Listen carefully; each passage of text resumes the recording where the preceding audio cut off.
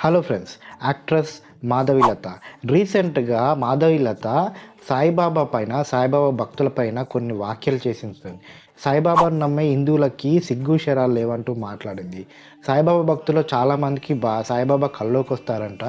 దేవుడైతే ఎందుకు వస్తాడు, దయ్యం కాబట్టే వస్తాడు అన్నట్టుగా సాయిబాబా దేవుడు కాదు దయ్యం అన్నట్టుగా మాట్లాడింది. మన హిందువుల్లో మహాశివుని పూజించేవారు, రాముని పూజించేవారు, వెంకటేశ్వర స్వామిని పూజించేవారు అందరూ సాయిబాబాను కూడా గురుస్థానంలో ఉంచి పూజిస్తుంటారు.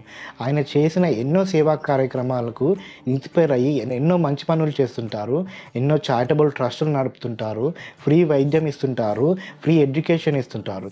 ఇన్ని సేవా కార్యక్రమాలు చేస్తున్న సాయిబాబా భక్తులు మీరు హిందువులే కాదంటూ కించపరుస్తూ మాట్లాడడం, చాలామంది ఇలాగే హిందువులని మతం పేరుతో, కులాల పేరుతో, ఇలా దేవుళ్ళ పేరుతో కూడా రెచ్చగొడుతూ పబ్బం గడుపుకుంటుంటారు. ఇలాంటి వాళ్ళ దగ్గర నుంచి జాగ్రత్తగా ఉండాల్సింది. ఇలాంటి వాళ్ళకు గట్టి సమాధానం కూడా చెప్పాలి మనము.